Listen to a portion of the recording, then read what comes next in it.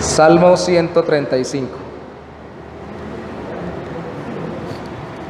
Vamos a leer inicialmente el versículo 6.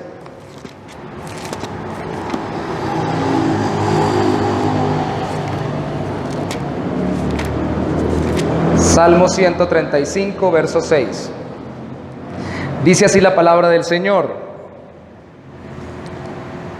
todo lo que Jehová quiere, lo hace.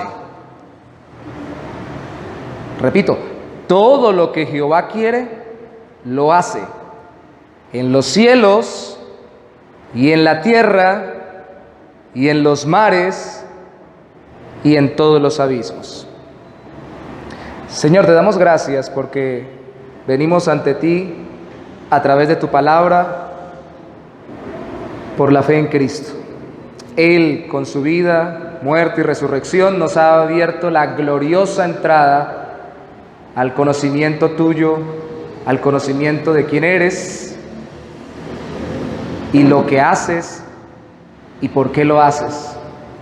Es cierto, Señor, que somos finitos, pero también es cierto que hay un gran gozo en nuestra finitud de cada día aprender más y más de ti.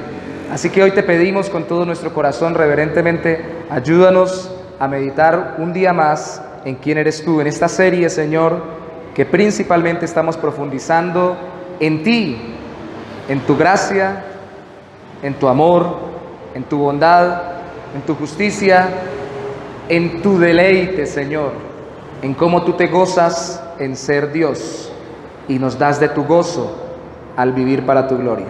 Damos gracias en el nombre de Jesús. Amén. Por favor, me corrigen, ¿se escucha? ¿Sí? Bien. Y como siempre les pido, si voy muy rápido, me dicen despacio. Por la tendencia de mi personalidad a hablar muy rápido. ¿Qué hemos aprendido hasta el día de hoy en las dos predicaciones anteriores? Que Dios es Dios y que Dios no está ni triste ni acongojado por tener que ser Dios, sino que Él se deleita en ser quien es. Él tiene un gozo pleno de ser Dios. En esta serie precisamente que estamos viendo cuáles son los deleites, los gozos, los placeres de Dios, porque hemos dicho desde el principio que no se conoce un ser, una persona, alguien más, sino por aquello que le apasiona, por aquello que le gusta. Y Dios también se nos da a conocer por aquello en lo que se deleita. Hablamos sobre contemplarlo a Él a través de Jesucristo hace 15 días, la semana pasada, sobre cómo el Padre se deleita en el Hijo, y vimos cómo ese deleite refleja que Dios se deleita en sí mismo, porque el Hijo es la imagen misma de quien es el Padre, pleno en divinidad y en todos sus atributos. Pero yo les pregunto, hermanos, ¿qué descubre uno cuando mira a Dios?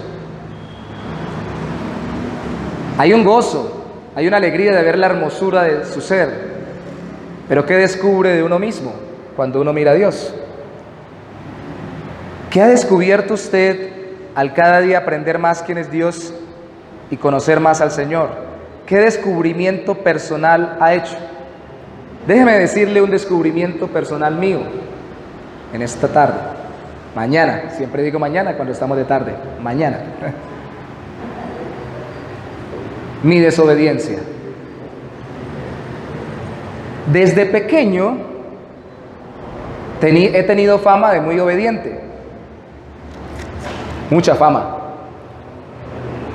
pero cuando conocí al Señor me di cuenta de que tenía bastante fama, pero que en mi corazón tal vez acumulaba mucha desobediencia, que algunos le llamarían pasiva. Si mi papá me decía haga aquello, yo lo hacía, pero mi corazón no solamente no quería y lo dudaba, sino que lo rechazaba y hasta me amargaba. De hecho, usted sabe que el gran conflicto del ser humano no consiste realmente en que el ser humano se le dé lo que necesita para ser feliz, sino que el ser humano quiere hacer lo que él desea sin que nadie lo restrinja y piensa que así será feliz. Yo seré feliz el día que tenga todo lo que quiera y haga todo lo que yo desee. Ese día seré feliz. Y desde niño yo también me ilusioné con ser muy feliz haciendo todo lo que quisiera y cuestionando siempre lo que se me decía o lo que se me pedía, a pesar de que lo hiciera. Y créame, aunque era un niño, entre comillas, muy bien comportado, tal vez era un niño muy amargado. Qué tremendo, ¿no? Tan pequeñito y uno con amarguras. Y hoy en día es muy tremendo porque hoy en día entre más información, la generación en que vivimos, más cosas tenemos en nuestra mente de las redes sociales y todo lo demás. Por eso es que hoy en día hay mucha más incidencia o sube el índice de depresión, problemas de ansiedad y hasta suicidio en niños y adolescentes. Porque tienen más herramientas y más cosas en que encontrar placer. Y se les da la libertad de hacer más cosas. Pero encuentran que haciendo todo lo que quieren tampoco son felices. Lo que vemos en la palabra de Dios es que si Dios es completamente feliz y se deleita en hacer lo que Él quiere, nuestra felicidad estará en deleitarnos no en solo nuestra voluntad, sino en que nuestra voluntad esté conectada con su voluntad. Aceptándolo a Él y sirviéndole con gozo, pues así experimentamos lo que se nos prometió en la Biblia, que fue como cerramos el sermón pasado, el gozo del Señor. Entra en el gozo de tu Señor. Si no hay un ser más alegre en todo el universo que Dios, y más plenamente gozoso que Dios, y más satisfecho con sí mismo que Dios, y nos ofrece disfrutar con Él de su gozo, entonces, en la medida en que nuestra voluntad se afine con la suya, seremos totalmente gozosos.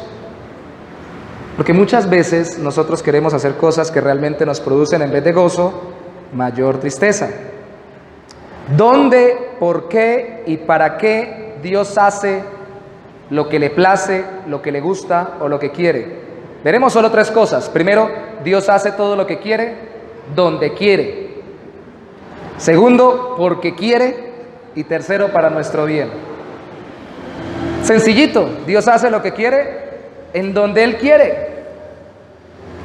Si usted mira conmigo de nuevo el Salmo 135, versículo 6, dice: todo lo que Jehová quiere, lo hace. ¿En dónde?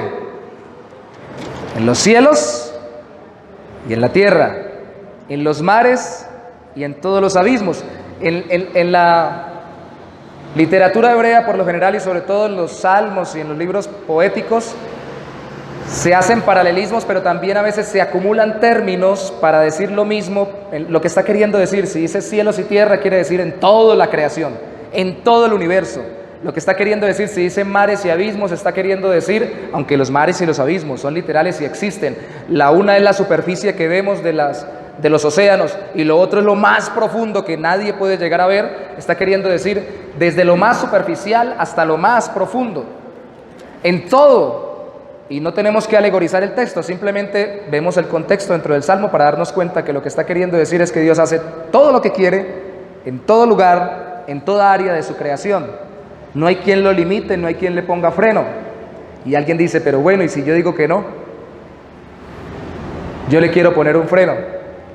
Y la Biblia no dice que resistieron a Dios y que hay gente que lo rechaza, que lo rechazó y que lo rechazará. Eso es lo que queremos ver hoy de una forma muy sencilla. Primero, Dios hace lo que quiere en donde quiere.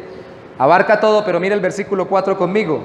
Porque Jehová ha escogido a Jacob para sí, a Israel por posesión suya. Primero, esto es un salmo de alabanza.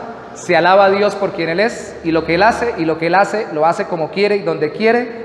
Y en donde primero nos muestra este salmo que Dios hace lo que quiere es en seleccionar qué personas son quienes le adoran y quienes le sirven en su pueblo. ¿Cómo fue escogido usted? ¿O cómo fue llamado usted? ¿O por qué Dios quiso que usted, o si alguien lo quiere decir, permitió que usted le buscara y le sirviera? ¿Cómo lo hizo en el Antiguo Testamento cuando dice Jacob? Está hablando del pueblo de Israel. ¿Qué vio en el pueblo de Israel Dios para escogerlo? Vaya conmigo por favor a Deuteronomio capítulo 7, sin perder Salmo 135, Deuteronomio 7, 6 y 8.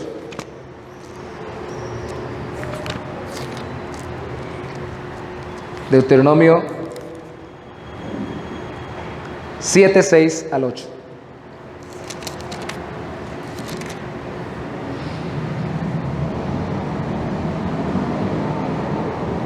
Dios mismo da la explicación aquí de por qué escogió a Israel. Porque tú eres pueblo santo, separado,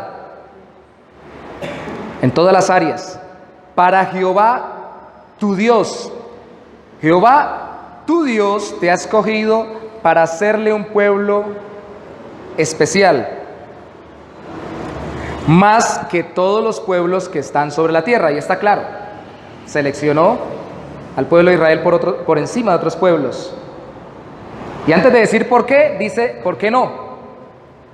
Dice, no por ser vosotros más que todos los pueblos, os ha querido Jehová y os ha escogido, pues vosotros erais el más insignificante de todos los pueblos.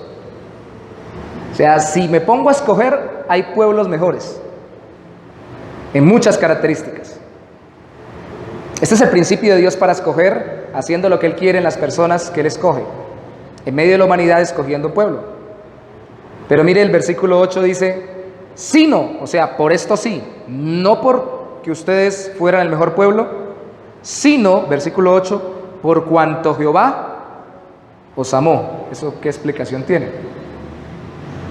Al fin, listo, usted nos escogió no porque fuéramos el mejor pueblo, sino porque nos amó. ¿Y por qué nos amó? Y siempre está la pregunta, ustedes saben cómo son los niños, ¿cierto? ¿Y por qué? Y a veces nosotros tendemos a hacer lo mismo, y está bien indagar, pero siempre va a llegar un punto en que hay un momento en que la indagación no se nos satisfaga hasta el fondo donde quisiéramos, porque no tenemos la capacidad de entenderlo todo hasta el último detalle. ¿Por qué nos escogió si éramos el peor pueblo? Porque los amé. ¿Y por qué nos amó? Mire el versículo 8. Y quiso guardar el juramento que juró a vuestros padres. Os ha sacado Jehová con mano poderosa y os ha rescatado de servidumbre de la mano de Faraón, rey de Egipto. Ahí está dando muestras de su amor. Cuando usted encuentra en la Biblia, va a Efesios capítulo 1, dice, por el beneplácito de su voluntad, porque a Él le plació. Con amor eterno os he amado, dice el Antiguo Testamento, desde la eternidad nos amó. Entonces sencillamente está diciendo, este tipo de amor es un amor que no tiene ninguna clase de requisito para darse. Es un amor que yo doy libremente para escoger, porque yo hago todo lo que quiero y quiero a quien quiera querer y amo a quien escoja amar para que simplemente se beneficie de mi amor. Eso suena muy bonito, ¿no? ¿Qué tal que se lo dijeran a uno cuando uno está o noviando o casado, ¿no? Yo no te amo por nada que tú hayas hecho o que hagas o que tengas como atributo, sino simplemente porque te quiero amar. Uno dice, qué piropazo. Qué hermoso. Esto es lo que le dice Dios a su pueblo. Y a veces nosotros queremos acumular atributos, decir, Señor, usted me ama porque usted me escogió y usted hizo que yo fuera parte de su pueblo, tal vez porque usted vio que yo le iba a servir. Tal vez porque usted pensó que yo iba a ser más fiel que aquel otro. Tal vez porque usted vio que yo no había sido tan terrible como aquel otro o aquella otra. Y Dios le dice, no, te escogí porque te amé. Y te amé porque yo hago lo que quiero. Alabamos que Él escoja dentro de su voluntad soberana y libre, poner su amor porque le place. Un amor especial, claro. Dijimos que el pueblo es pueblo especial, Deuteronomio 6. Entendemos que Dios ama toda su creación y ama especialmente dentro de su creación al ser humano, y dentro de los seres humanos de una forma especial manifiesta su amor a quienes estamos en Cristo. Pero Él también ama de forma general a todos los que ha creado, y ese amor es muy especial. No podemos decir que la gente no perciba en el sol, en el aire, en la luna, en la creación, en la capacidad de pensar, en la capacidad de razonar, de trabajar, de comer, que Dios es bueno y digan, Dios me ama porque me dio buena comida. Claro que lo perciben, pero el amor especial, como le hace sentir, para volver al ejemplo, una pareja, un hombre o una mujer con el que está casado, para que ella entienda que ella no es como las demás mujeres, sino que es una pareja especial, una mujer especial para él porque es su pareja, solamente lo da Dios a su pueblo, escogido, seleccionado. Vuelva al Salmo 135 conmigo, entonces podemos alabar a Dios con el salmista, por escoger a su pueblo y por escogernos ahora nosotros como su pueblo en Cristo neotestamentario o como iglesia. Pero en el Salmo 135, en el versículo 7, nos dice también que Él hace lo que quiere en la naturaleza. Y esto genera a veces controversia. Estos mensajes van a llevar a que nosotros pensemos más en el Señor y meditemos más en Él, y no importa que entre en controversia o en conflicto en nuestro corazón. Es bueno que nosotros seamos confrontados. Salmo 135 dice el versículo 7: hace subir las nubes de los extremos de la tierra, hace los relámpagos para la lluvia, saca de sus depósitos los vientos, controla la naturaleza, todo lo que sucede. Y bueno, y si el rayo cae encima de mi casa, ahí dice que hay relámpagos. Y si la lluvia hace que se desborde el río y se lleva a una ciudad, me dice, no, ahí fue el diablo, ahí no fue Dios. Eso se le salió de las manos a Dios. Ahí dice, hace subir las nubes de los extremos de la tierra. Hace todo lo que Él quiere en cualquier circunstancia. Y nuestro corazón entra en conflicto. ¿Qué pensarían las personas precisamente o qué pensarán las personas que son creyentes cuando sufren una calamidad, un desastre? ¿Les ayuda a pensar que esto se les salió de las manos a Dios? ¿Les ayuda a creer que esto tiene que ser obra del diablo o de los seres humanos? Cuando los seres humanos y el mismo diablo, de acuerdo a la Biblia, existen y definitivamente influyen en las circunstancias. Por ejemplo, si talamos muchos árboles cerca del lecho del río, vamos a causar erosión y vamos a desbalancear lo que sucede en el río, y en algún momento puede suceder una tragedia. Y si construimos casas al lado, entonces la gente dice, no le echen la culpa a Dios, echen la culpa al ser humano. Sí, por toda la Biblia habla de que el ser humano es responsable, pero también por toda la Biblia habla de que Dios está al control de todo, incluyendo lo que hacen los seres que están bajo su control, como los seres humanos. Pero especialmente aquí solamente tenga en cuenta la tempestad y las nubes. Ay, me acordé ahora en este momento cuando íbamos a aterrizar en Apartadó para ir al congreso de la DBC en Turbo. En ese tiempo acababa de suceder lo del Chapecoense. Yo iba en el avión, íbamos a aterrizar y el piloto dijo, no podemos aterrizar. Y sí, miraba uno hacia abajo y veía las nubes. Y eso botaban relámpagos y centellas y uno decía, wow, tremendo. Él decía, no podemos aterrizar. El vuelo iba desde Medellín hasta Apartadó. De Apartadó tomaba un carro hasta Turbo. No podemos aterrizar porque hay riesgo. Vamos a seguir dando vueltas alrededor y si podemos aterrizamos y si no nos devolvemos, no hay problema. Todo el mundo estuviera tranquilo si no hubiera acabado de pasarlo el Chapecoense semanas atrás. Todos empezamos a pensar, ¿será que tiene suficiente combustible?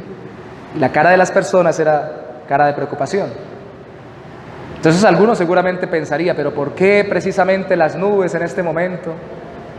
Y estando nosotros en un avión y yendo yo en este avión, de hecho tuvo el avión que devolverse. Es confrontado nuestro corazón, porque vuelvo y le repito, ¿encuentra usted más paz en solo descargar la responsabilidad sobre los seres humanos o los ciclos vitales de la creación? ¿O en entender que incluso por encima de las responsabilidades humanas y los ciclos naturales de la creación que Dios determinó y controla, está Dios? Y que algún propósito bueno tiene para nosotros. Si usted encuentra paz aquí abajo o en el medio y no arriba en la mente y en el corazón de Dios, va a tener más conflicto porque la creación es voluble, cambiante y las circunstancias se transforman. Capítulo 135 de Salmos, verso 8 al 14. Ahora vamos a ir un poquito más profundo. 135 del 8 al 14 dice, Él, ¿quién es Él? Dios. Es quien hizo morir a los primogénitos de Egipto. Eso es más controversial. Estoy leyendo la Biblia y hay diferentes formas de abordar eso, ¿no? Desde el hombre hasta la bestia. Aparte de todo, acabó con todo. envió señales y prodigios en medio de ti, hablándole al pueblo de Egipto, oh Egipto, contra Faraón y contra todos sus siervos, destruyó a muchas naciones, peor, no solo los egipcios, más gente, y mató a reyes poderosos, a Sehón, rey amorreo, a Og, rey de Basán, y a todos los reyes de Canaán, y dio la tierra de ellos en heredad a Israel, su pueblo. Miren, hermanos, yo entiendo, y ya lo hemos dicho muchas veces, que muchas personas aman al pueblo de Israel, al pueblo judío que existe hoy en día en Israel. Y algunos dentro de muchas iglesias no lo vamos a cuestionar, incluso hasta ahora mirando hacia Israel cuando van a orar especialmente por ellos para bendecir la tierra. Pero definitivamente que Dios haya mirado de una forma especial en el Antiguo Testamento a Israel no significa que todo lo que Israel hiciera estuviera bien, así como no significa que todo lo que haga el pueblo judío está bien. Pero cuando no es un error de los que Dios escogió, en este caso Antiguo Testamento Israel, sino que es una obra que Dios se atribuye a sí mismo, que hace en contra, haciendo morir y destruir pueblos para beneficiar a aquel pueblo que escogió, entonces uno dice, bueno, espéreme, está bien que por ejemplo yo quiera a mis hijos, mejor que a los hijos de los demás, pero que yo les quite la comida a los hijos de los demás para traérselas a mis hijos, no tiene presentación, ¿cierto? No tiene ninguna presentación. Pero es que yo no soy Dios, esa es la gran diferencia. Por eso todos los ejemplos y las ilustraciones que hagamos se van a quedar cortas. La primera gran diferencia es que yo no soy Dios. Y la segunda gran diferencia es que Dios no está bajo el control simplemente de las circunstancias a su alrededor como nosotros, sino que está al control de toda la historia humana y de la historia redentora especialmente, de cómo el ser humano se desarrolla y cómo el ser humano es redimido de su propio pecado. ¿Alguno ha visto la película de la vendedora de rosas? ¿La han visto? Ella es lo que le llaman una actriz natural, ¿cierto?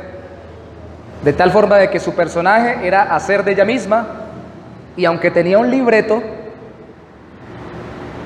ella actuaba como ella misma actuaba. De hecho, ni siquiera le daban libreto o le daban algo muy abierto para que ella se hiciera todo espontáneamente. Si aquí dice que Dios hizo eso sobre Egipto y especialmente sobre el faraón, y cuando usted lee los primeros libros de la Biblia dice que Dios endureció el corazón de faraón, Romanos vuelve y lo repite. ¿Cómo hizo Dios para hacer todo eso sin él ser culpable de la maldad del corazón de faraón? Es que resulta que Dios no está manejando una película que se llama La vendedora de rosas, sino que Dios está manejando, como lo llamó un teólogo, el teatro de la humanidad o el teatro del universo. Y está poniendo a todos sus actores a actuar de acuerdo a lo que a ellos les gusta, conforme ellos quieren y conforme ellos desean. Y controla de tal forma las circunstancias que ellos puedan decidir libremente sin que Él los obligue y al mismo tiempo hagan lo que Él ha determinado. Eso suena complejo, ¿cierto? Suena complicado, ¿cierto que sí? ¿O no? Debería sonarnos complicado porque no está a nuestro alcance total entenderlo. Hay una serie que me está gustando, mis hijos saben ver por televisión, que se llama El Mentalista. Me gusta mucho cómo el hombre dice, nadie puede leer la mente de los demás, simplemente uno mira su cara, su rostro, su forma de ser, y uno determina ciertas cosas y descubre siempre a los asesinos solo cambiando ciertas cosas y poniendo una trampa, por así decirlo, con ciertas circunstancias. Y casi siempre la gente misma aflora lo que tiene en su corazón y casi que algunos dicen yo soy el asesino, cuando estaban ocultándose y nadie lo agarraría. Porque simplemente acomoda las cosas de tal forma de que salga lo que hay en su corazón. Cuando la Biblia dice que Dios endureció el corazón de Faraón, simplemente lo hizo de una forma sencillita. ¿Cómo lo hizo? Moisés vaya y le dice a Faraón que deje ir a mi pueblo. Que deje ir a mi pueblo, Faraón. No los dejo ir. Otra vez Moisés, vaya dígale a Faraón que deje ir a mi pueblo. que deje ir a mi pueblo, Faraón, dice Dios. No lo dejo ir. Moisés, vaya, dígale. ¿Qué pasa con lo que hay en el corazón de Faraón? Empezó a brotar y a salir. Y simplemente un estímulo sencillo de parte de Dios, además de las circunstancias alrededor, controlaron el hecho de que el Faraón terminara endureciendo su corazón y recibiendo todo lo que dice aquí el Salmo sobre él y sobre su pueblo. ¿Se entiende? ¿Por qué es importante esto para nosotros? ¿Por qué es importante esto para nosotros? Saber que Dios está al control incluso de las circunstancias a nuestro alrededor. Lo vamos a dejar para el final. Dios hace todo lo que quiere porque quiere. El Salmo 115, por favor, muy cerquita, versículo 3. Perdón, 135 también. 115, versículo 3. Algunos han dicho que el 135 se copia del 115 o que el 115 se copia del 135 porque son porciones muy parecidas en algunas partes. De hecho, en este punto, por lo menos este versículo se parece mucho a lo que dice el versículo 6 del 135. Salmo 115, versículo 3 dice: nuestro Dios está en los cielos, todo lo que quiso ha hecho. Y aquí el énfasis es que como está en los cielos, está por encima de todo, gobernándolo como un rey que está sobre los demás reyes, o el que gobierna sobre los demás que están bajo él.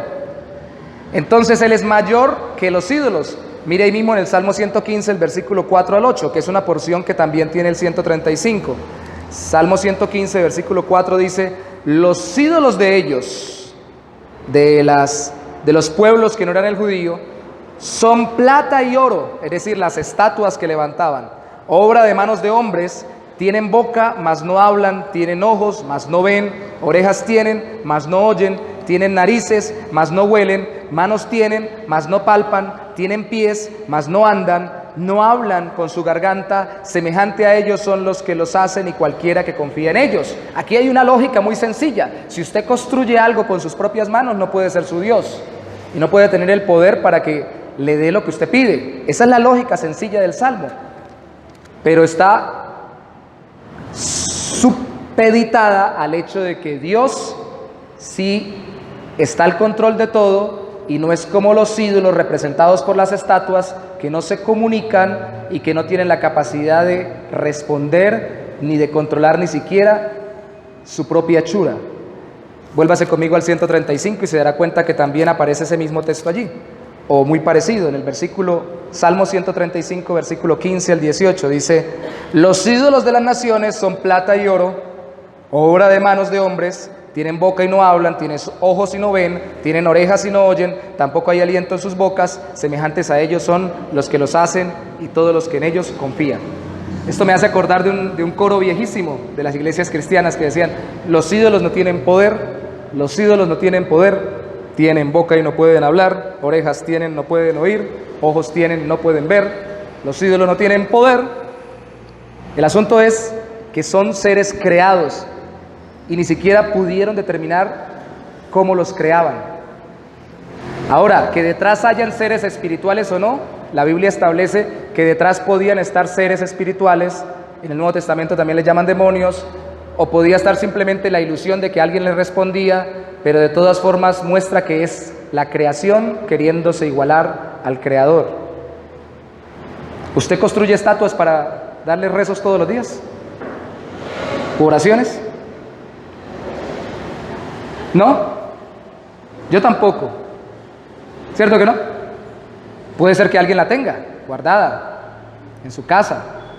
Cuando yo empecé a ir a la iglesia cristiana, yo llevaba las estampitas de la Virgen, del ángel de mi guarda, mi dulce compañía, no me desamparen ni de noche ni de día, hasta que me acueste en paz y alegría con todos los santos, Jesús, José y María. Ahí lo cargaba guardado. De María Auxiliadora, porque yo era salesiano, entonces todos los 24 salía.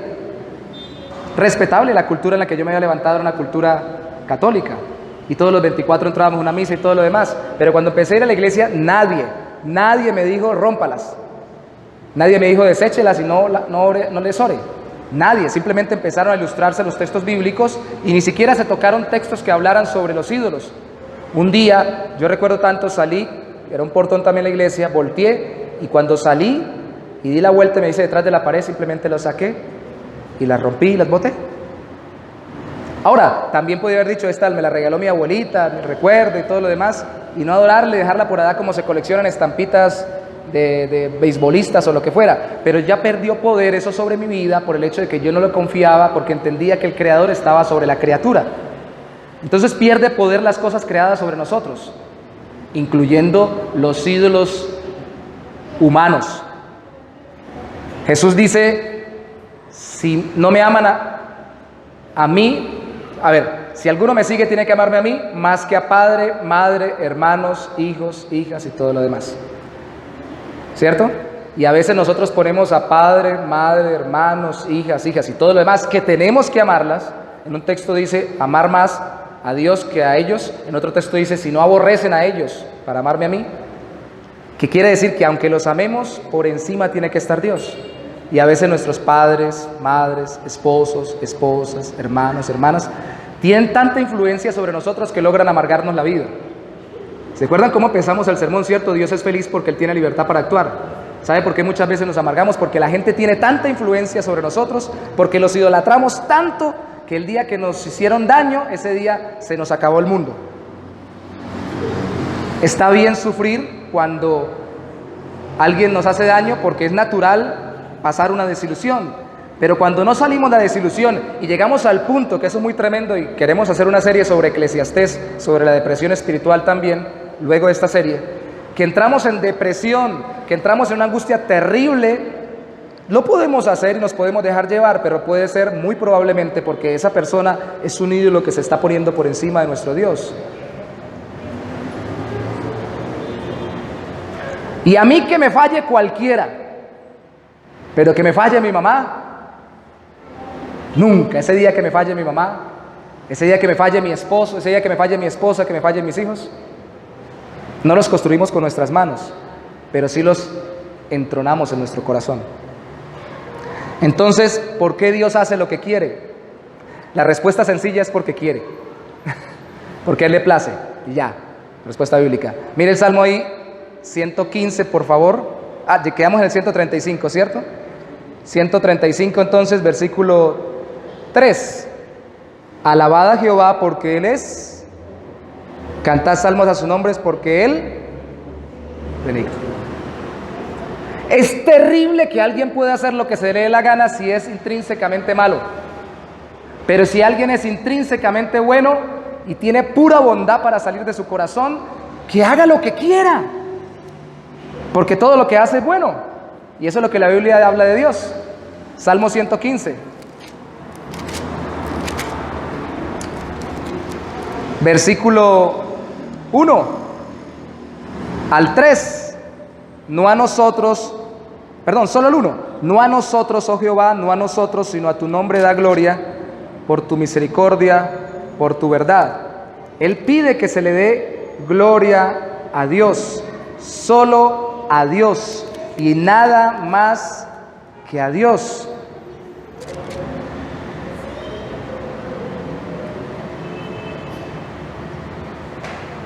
Mira el versículo 9 conmigo. Oh Israel, confía en Jehová, Él es tu ayuda y tu escudo. Confía. Para poder confiar en alguien tenemos que estar seguros de que es bueno. Y el versículo 1 nos acaba de decir que Él tiene misericordia. Yo confío en quien sé que es bueno y quien es misericordioso, y que lo que esté haciendo lo está haciendo por un bien bueno y porque tiene piedad sobre mi vida. Tiene una inclinación continua hacia lo bueno que no puede evitar Dios. Y aun cuando sucedan cosas que para nosotros sean males, tienen que tener algún buen propósito, porque Él es bueno en su corazón y en su ser. Si no, no sería Dios. Sería un monstruo que construimos en nuestra propia imaginación. Que ese es el gran problema.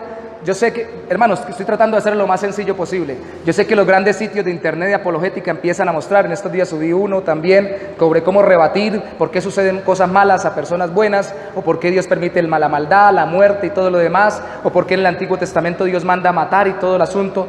Pero la Biblia, aunque podemos hacer grandes aventuras de explicación, lo que dice es simplemente confíe porque Él es bueno.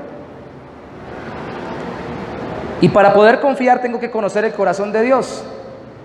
Hermano, nosotros tenemos ejemplos por montones en nuestra vida. Cuando éramos niños, yo les dije que era muy amargadito de pequeño. Yo no entendía por qué no me decían que jugara con algo o que saliera a determinado sitio.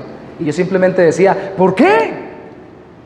De 15 años, creo que alguna vez lo dije aquí, empecé a salir a los bailes porque creían que yo me iba a quedar, mis primos que eran muy de la calle, creían que me iba a quedar solo y que iba, quién sabe qué, terminar siendo un tonto, un loco, que me iba a volver porque era muy encerrado en la casa. Y ellos que desde los 10 años andaban en parrandas en las calles y todo lo demás, empezaron a acercarme, a rescatarme, elaboraron toda una trampa. Empezaron a decirle a mi papá que era para ir al cine. Fuimos primero al cine de 2, de 3, de 4, de 5, hasta que ya el cine era de 6, de 9, porque la película de 9 era mejor, para devolvernos a la medianoche, y ya luego pedían permiso por mí para que me dejaran ir a una fiesta.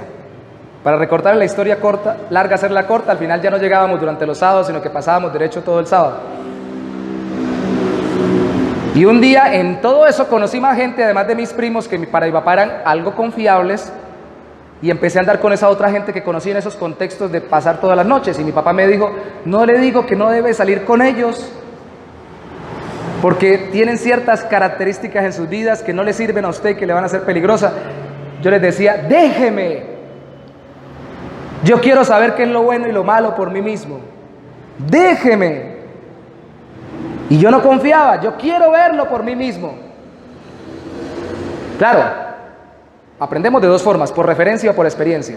Y por experiencia entendí después que era lo que mi papá me quería decir cuando me decía que no saliera con ellos.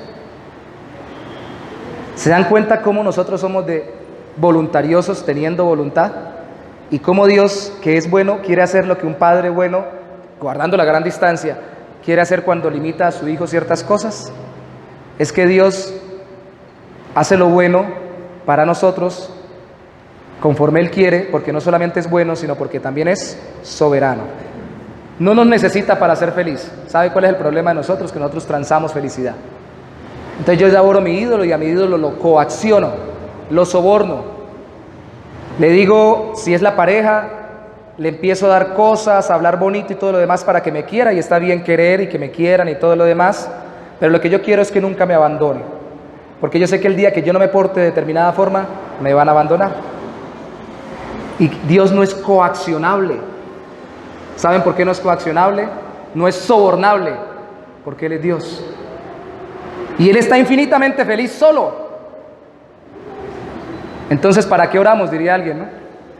Si le estamos pidiendo cosas, entonces ¿cómo conseguimos lo que oramos? ¿Sabe por qué oramos? Porque Él, en su infinita soberanía y libre soberanía, no solamente determinó acercarse a nosotros y que nosotros pudiéramos tener comunión con Él, sino que también determinó que esa comunión fuera a través de la oración, y nos lo manda porque es soberano.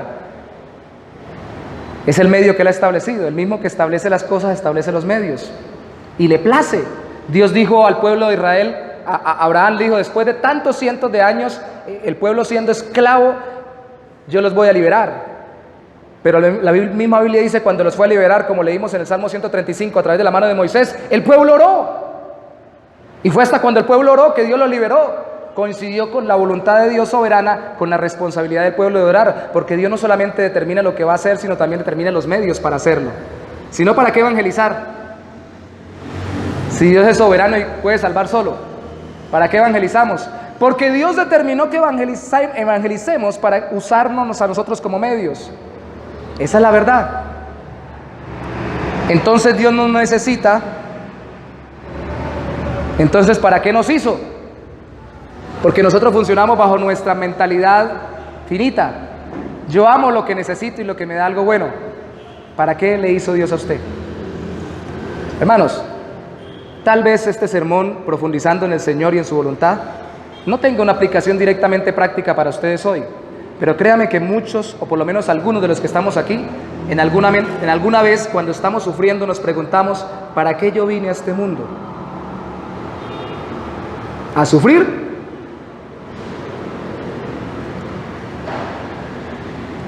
¿Y por qué esta situación? ¿Por qué no a otro? ¿Cuál es la respuesta? Bíblicamente hablando, la respuesta es que Dios nos crea, nos sostiene, nos soporta a pesar de que nos rebelemos contra Él, nos juzga si seguimos en rebeldía hasta el final, nos perdona si conocemos a Cristo y nos entregamos, simplemente porque Él es bueno y porque Él hace lo que quiere. Y lo que Él quiere es lo mejor. Es que hasta filosóficamente hablando, no soy filósofo ni hijo de filósofo, pero filosóficamente hablando es mejor la existencia que la no existencia. Si usted dice, ¿y para qué me hizo Dios? Yo hubiera preferido no existir. Eso es incongruente, porque no existir a existir es mejor existir, así la existencia supuestamente está llena de males y de dificultades. Y a veces uno ve tormentas grandísimas en un pequeño vaso de agua. Como dicen por ahí en los póster que coloca, para hacerlo más fácil de digerir, en lo que colocan en los memes que ponen en Facebook, en Twitter y todo lo demás, me quejaba contra Dios porque no tenía zapatos hasta que vi a alguien que no tiene pies. Entonces el que quiere ponerle problemas dice, sí, pero los pies tengan zapatos, porque hay otros que tienen zapatos y zapatos de lujo. Entonces siempre vivimos fluctuando. Porque lo que Dios quiere es que entendamos que Él crea tanto al que más se aleja de Él como al que más se acerca a Él. Y se complace en soportar a los que más se les rebelan y juzgarlos al final, como en perdonar a aquellos que también se rebelaron y al final darles salvación eterna, porque Él es bueno y Él es Dios. Y porque lo que le hace está bien. Él es libre para hacer lo que Él quiera, pero es para nuestro bien. Mateo capítulo 11, versículo 29, es el penúltimo texto que vamos a leer. Vaya conmigo por favor allá. ¿Cómo se conecta esto con Cristo? ¿Cómo se conecta esto con la obra en nuestras vidas, nuestra salvación?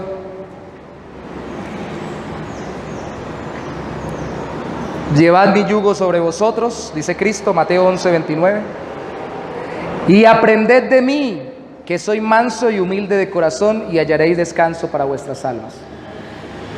Llevad mi yugo sobre vosotros, tener una atadura, que alguien me domine, si lo que yo quiero ser es libre. La gran explicación de toda la Biblia, al hacer una concordancia grande, es que el ser humano nunca termina de ser totalmente libre, porque como no es Dios, sino su ser creado, aunque sea la corona de la creación, necesita muchas cosas y su necesidad le hace dependiente de algo o de alguien. Yo dependo de alguien o de algo. Por ejemplo, yo dependo de que mi esposa me colabore escogiéndome la ropa y ayudándome en cantidades de cosas, y a veces dependo demasiado por sinvergüenza. Debería hacérmela yo mismo. Pero eso lo podría hacer. Pero dependemos en muchas cosas de mucha gente. A veces dependemos de que alguien diga si sí nos mata o nos deja vivos cuando nos va a atracar y nos sale alguien. A mi hijo lo han atracado 3 veces, al mayor, Eliezer David, me puede dar testimonio aquí en Bucaramanga. Y una de las veces que lo atracaron, el ladrón le puso el puñal de una vez en el pecho y le dije, espere. Su vida dependía de que él dijera sí o no. Lo clavo, lo dejo afuera. No somos totalmente libres para decidir. De hecho, ¿de qué dependió que usted tomara la silla que tomó hoy? Muchos tal vez tomaron la silla que tomaron hoy pensando, no me hago en la mitad porque se ve uno mucho. O no me gusta el azul, me gusta el blanco, me hago en la silla blanca. O simplemente yo siempre me siento en este lado, así que me hago aquí. Y aunque decidieron libremente, tenían algo que predeterminó su decisión, algo de su necesidad y de su corazón. Dios no es así, y lo que hace libremente, al imponernos yugo, como lo dice Cristo, o someternos bajo su voluntad, es hacernos más humildes como Cristo. Llevad mi yugo para ser humildes. La yunta era 2 bueyes, siempre un buey adulto y experimentado va con un buey joven para enseñarle cómo arar. Y que Cristo ponga su yugo sobre mí significa que yo me someta a su señorío y que yo haga su voluntad en todas las áreas de mi vida conforme a su palabra y en oración. Significa que cada día me parezca más a Él, y que me parezca cada día más a Él significa que cada día sea más orgulloso. ¿Sí? ¿Cómo? No, es que yo soy un hijo del rey. Los hijos del rey tienen que ser orgullosos de ser hijos del rey. No estamos hablando del sentido de satisfacción de la gracia del Señor sobre nuestras vidas, que debemos estar contentos y alegres y gozarnos por ello. Estamos hablando del sentido de humildad. Porque ¿sabe algo? Mi percepción, y aquí le voy poniendo practicidad para terminar, para que se lleve una tarea para su casa, es que entre más orgullosos somos, menos estamos gozándonos de que Dios sea el soberano sobre nuestras vidas y sobre todo lo que sucede. Y somos orgullosos de 2 formas, así como somos probados en la pobreza y en la riqueza, Como dijo Agur en Proverbios, a veces en la pobreza uno puede terminar renegando de Dios y en la riqueza olvidándose de Dios. Así como somos probados cuando alguien sufre para llorar con el que llora, a ver si somos capaces de conmiserarnos, y cuando a alguien le va bien, para entonces ver si podemos gozarnos con el que se goza. Así también no solamente somos probados si somos humildes cuando estamos sujetos a una autoridad que Dios haya establecido de forma temporal, parcial e imperfecta según ellos la ejecutan en esta tierra, en la casa, en el trabajo, en la iglesia, si yo humildemente me someto a ella, sino también cuando yo ejerzo autoridad. ¿Sabe que he visto muchas veces que nosotros, permíteme ponerme en primera persona, a veces somos buenos cuando nos sometemos a autoridad para decir, sí Señor, permiso, me permite, puedo hacer, me colabora, cuando estamos bajo autoridad. Pero cuando estamos sobre autoridad decimos, haga, diga, realice, y ya no decimos, me colabora, por favor, si es tan amable. Cuando estamos bajo autoridad, comunicamos, decimos, referimos. Yo sé que hay personas que no lo hacen, damos cuentas. Cuando estamos sobre autoridad, no referimos, no decimos, no damos cuentas. ¿Se saben la preocupación que yo tengo como pastor por el hecho de que el orgullo a cada pastor de cada iglesia no lo carcoma, especialmente cuando no tiene a nadie que tenga que rendirle cuentas humanamente hablando aquí en la tierra? Tanto me preocupa primero la gloria de Dios y el someterme a su soberanía, que ayer que el pastor Héctor se fue otra vez para misiones, ayer no, antenoche, hablé con él como a las 10 de la noche para orar por él, que se fue para la tribu, desearle que Dios lo llevara con bien, pero al mismo tiempo decirle esto y esto me pasa en mi vida, rendirle cuentas. Eso suena como muy feo, ¿no? ¿Y por qué va a rendir uno cuentas? Porque si no amo a Dios si no amo a aquel que veo, aquel hermano que veo, ¿cómo digo que amo a Dios que veo? Si no me someto a la autoridad que Dios ha puesto aquí en la tierra, para mí, ¿cómo digo que me someto a la autoridad de Dios que está sobre todos? ¿Me explico, hermanos? Y mi preocupación es que seamos tan buenos para someternos como para liderar. Y entonces el liderazgo se vuelve participativo. Entonces uno pregunta, entonces uno consulta, así como cuando uno está bajo sujeción y se vuelve participativo. Por eso es que la mayoría de las veces yo les cuento las cosas desde acá, desde el púlpito. Algún día alguien se puede levantar en la iglesia y decir, como ha pasado en las iglesias bautistas que son congregacionales, yo sé que muchos le tienen fobia a eso, que alguien se pare y diga, pero yo no estoy de acuerdo. Y otro diga, yo tampoco. Y empiece la discusión. Está bien, porque me está probando en mi corazón a ver si yo cuando ejerzo autoridad también soy humilde. Porque el soberano totalmente libre y gozoso es Dios. Dios. ¿Está alegre con su vida? ¿Está contento con lo que Dios ha forjado hasta el día de hoy en su vida? ¿Con las personas que le ha puesto? Dicen todo, menos ese vecinito que me puso Dios, Señor, el día que tú quieras llévatelo. No, pues tiene que orar por él, pero aún ese vecinito insoportable, aún esa circunstancia difícil, aún esa dificultad en su salud, aún esa dificultad propia, a veces las personas le dicen, yo tengo una limitación física, o yo tengo una limitación de tal tipo, y yo siempre le contesto a las personas, trato de hacerlo, no se preocupe que todos tenemos una discapacidad en algún lugar. A veces no somos discapacitados físicos, pero somos discapacitados emocionales, y tenemos una tentación que ahí nos quiere dominar, una emoción que nos domina.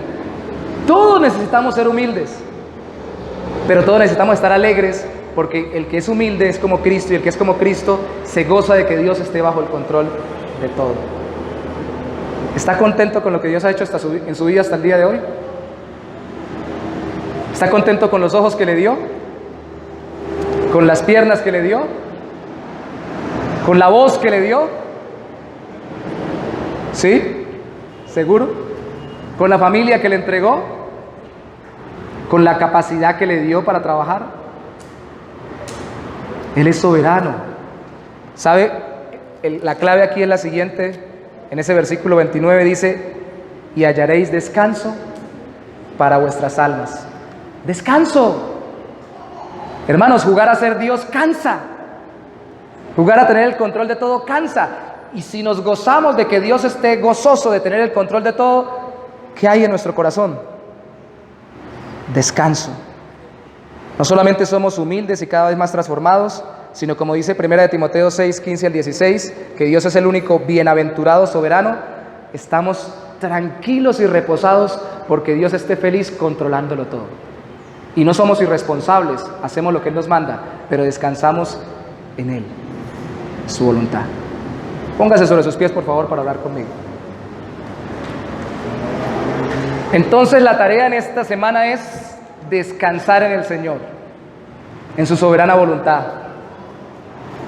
La última cita fue 1 Timoteo 6, del 15 al 16. La pueden leer en su casa. 1 Timoteo 6, del 15 al 16. Gozarse en su voluntad, alegrarse en su voluntad. Señor, danos el gozo que solo tú tienes, Señor, al saber que estás al control de todo. Permítenos gozarnos en saber, Señor, que nos has dado una voluntad, que nos has dado una capacidad de decidir, que nos has dado una voluntad para actuar, pero que todo lo que hagamos, oh Santo Señor, no nos producirá tanto gozo como confiar en que tú estás al control de todo. Señor, aún nuestros errores no te toman por sorpresa, aún nuestras faltas, Señor, siendo nosotros responsables y no tú, no te toman desprevenido como no te tomó desprevenida la negación de Pedro, sino que le dijiste: una vez vuelto, confirma a tus hermanos. Y le dijiste: si me amas, apacienta mis corderos, y los restauraste, Señor. Aún nuestros más terribles errores, Señor, algunos de nosotros, como hemos hablado con muchas personas, a veces consideramos que hemos cometido errores o cuando nos casamos, o cuando engendramos, o cuando tomamos un trabajo, o cuando nos trasladamos de ciudad, porque son decisiones muy fundamentales. ¿Qué importa, Señor, si erramos? Hay una libertad gloriosa bajo la soberana voluntad tuya cuando nosotros descansamos en que tú todo lo controlas para tu gloria.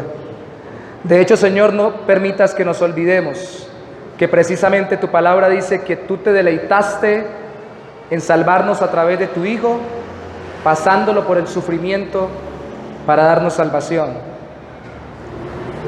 Te gozaste en salvarnos a pesar de que tu Hijo sufriera por nosotros. Tal vez no alcanzamos a entender la complejidad, Señor, de tu corazón, que no quieres la muerte del impío y aún sin embargo te deleitas en hacer justicia cuando juzgas al impío. Y no entendemos mucho de tu corazón, pero entendemos algo muy claro en tu palabra. Tú estás al control y tú eres bueno. Y todo lo quieres con un buen propósito para nosotros. Ayúdanos a vivir en esta semana en descanso, en paz, en tranquilidad, pudiendo perdonar, pudiendo entregar a ti las cargas, confiar a ti nuestras luchas, ejercer nuestras labores, Señor, sometiéndonos a ti y a las autoridades que tú establezcas en iglesia, casa, trabajo, con gozo, sabiendo que ellos son imperfectos, pero que tú eres perfecto y estás por encima de ellos. Ejercer la autoridad que tú nos has delegado, como delegada, Señor, como padres, como líderes, como cabezas, como trabajadores, con personas bajo nuestro cargo, como patrones. Y poder estar tranquilos, Señor, sabiendo que tú estás al control de todo y que podemos ser humildes reflejos de Cristo, nuestro Señor y Salvador. Gracias, Señor, por venir a morir en la cruz, mi Jesús. Y gracias por hacernos cada día más como tú.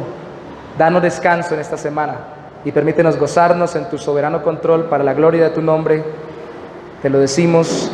Amén y amén.